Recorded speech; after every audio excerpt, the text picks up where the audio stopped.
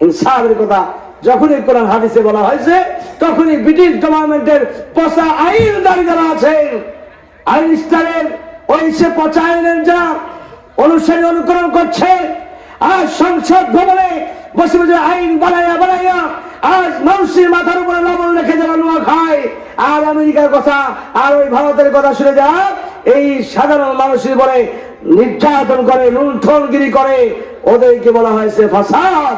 ওরাই হচ্ছে দুনিয়ার সবচাইতে বড় বাটপা। অথচ আজ আমরা কত ভুলের মধ্যে আছি। আল্লাযীনা ইন্নাকাল্লাহুম ফিল আরদ, জমিনের মধ্যে যদি মুসলমান দাবি করো, তাহলে ক্ষমতায় গেলে তুমি বলবা আমি মুসলমান। আকামুস সালাহ, নামাজ কায়েম করতে হবে, ওয়াতুজ যাকাত, যাকাত আদায় করতে হবে, ওয়া মারু বিল মারুফ, ভালো কাজের আদেশ বা ভালো কাজ করতে হবে, ওয়া নাহাউনা আনিল মুনকার, আর সমস্ত খারাপ কাজ থেকে বিরত থাকার জন্য এই আইন বিল পাস করে সরকারি প্রশাসন দিয়া এই বিরোধী এই সমস্ত খারাপ মানুষের শায়েস্তা করতে হবে। বলুন তো দেখি, এতগুলো রাষ্ট্রে এতগুলো মানুষ আইন হয়ে গেল, এত প্রধানমন্ত্রী এত আসলো হয়ে গেল, একটা বারের জন্য নামাজ কায়েম করেছে কি করেছে নাকি? নামাজ কায়েম করলো না, যাকাত কায়েম করলো না, সৎ কাজে আদেশ দিল না, অসৎ কাজ থেকে বিরত রাখলো না।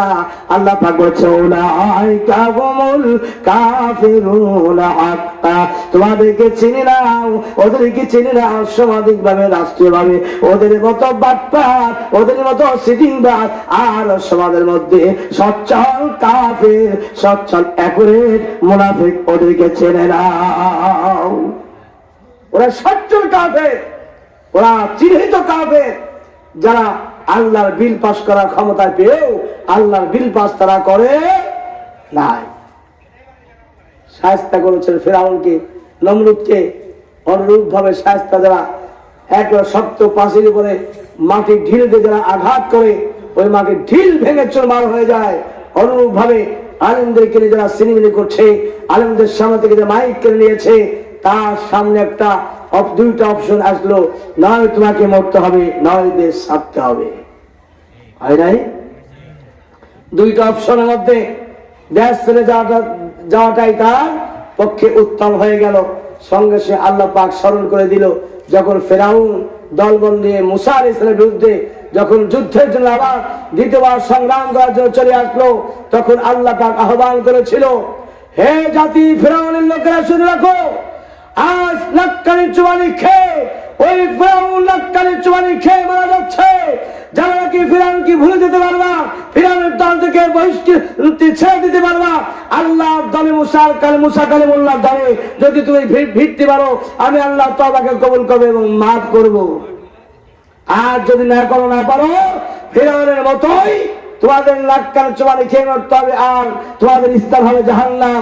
বলুন তো দেখি, সেই ব্যক্তি আজ মরে গেছে, নিজে চলে গেছে, বেঁচে গেছে, ওই দলের লোকজনগুলোকে মেরে থুয়ে চলে গেল, আর সেই দলবল লোকের মানুষেরা এখনো তার প্রশংসা, এখনো আজ আলেম ওলামার বিরুদ্ধে করতেছে, ঠিক কিনা বলে?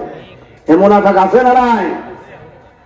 আল্লাহ বললেন ছেড়ে দাও, আল্লাহ পথে চলে আসো। আজ তারা আজও আলেমদের বিরুদ্ধে, রাষ্ট্রের বিরুদ্ধে, ওই বুবুজানের পক্ষ নিয়ে আজ তারা এখনো সরদারগিরি করতেছে। আল্লাহ তাআলা তাদেরকে মাফ করুক, হিদায়াত নসিব করুক। আজ তারা আমরা এখন ইখওয়াতুল মুসলিম, আমরা কিন্তু ভাই সবাই, সব ভাই যদি ঐক্যবদ্ধ হয়ে যায়, আমাদের দল যদি হয়ে যায় একটা, ওয়াহদানিয়াত লা ইলাহা ইল্লাল্লাহ, এই এক আল্লাহ দাসত্বে যদি আমরা ঐক্যবদ্ধ হয়ে যাই, গোটা পৃথিবীতে যত তাগুত শক্তি আছে, কোন তাগুত শক্তি মুসলমানের বিপক্ষে আজও টিকে থাকতে পারে নাই।